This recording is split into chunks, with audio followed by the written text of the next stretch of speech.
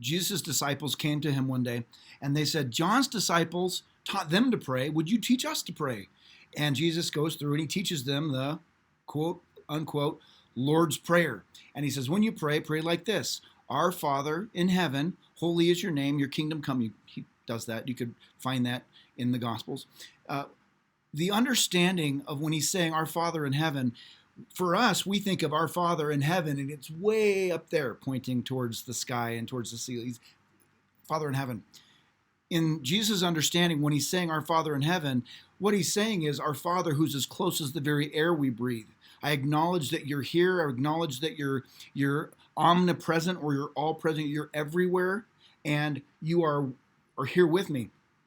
And it really stuck with me as a way for me to start every single day and thinking, if God is everywhere and he's wanting to engage with me, and I'm wanting to acknowledge that I want to walk every single day with him and invite him into every area of my life, I started saying, when I would wake up in the morning, I'll greet the Lord. I'll say, good morning, Lord. I'll say, hey, Jesus, I need you today.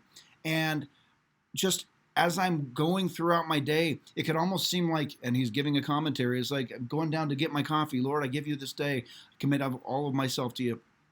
And it's not necessarily what you would look at and say, oh, Louie's praying right now. I'm merely giving a commentary, talking to Jesus as though he is there. And most of the time I'm doing this out loud, but it's not like this, everyone bow your head while this is happening. It's more of a, just as it's an as you go, I'm acknowledging he's here with me. And I invite you to be in this. And Lord, I'm dealing with anxiety right now. Would you touch my heart? And I find that when I'm acknowledging that God is everywhere and he is accessible to me and he wants to have a relationship with me, it makes it that like the first place that I'm turning to, or the first things that I'm saying, first thing that I'm going to react upon when it's coming to my head is I'm going to have a conversation or have a sentence or two with God.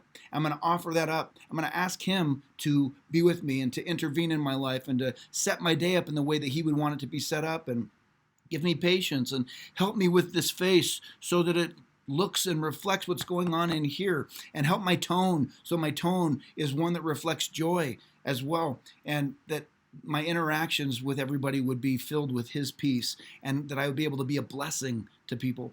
And at some point, the more often we do this kind of thing, and the more we have these ongoing conversations with God, we find that we're including him in every area of our life. And again, it's not a weird thing, and there's not a, you have to do this 23 times before it really sticks. It's more of a, he's interested in my life. He wants me to involve him in every area of my life. He doesn't want to just be on my list. He wants to be my list.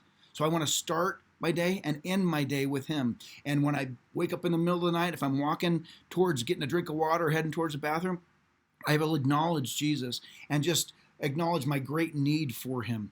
And as I was sitting in my office today, I was just thinking about, man, I wonder if anybody else would benefit from hearing, how I interact with God, and maybe it's something that could encourage them as they grow and as they pursue their own relationship with God. This Father in heaven who's as close as the air we breathe. Hopefully there's something there that is helpful to you. God bless you. Give it a shot.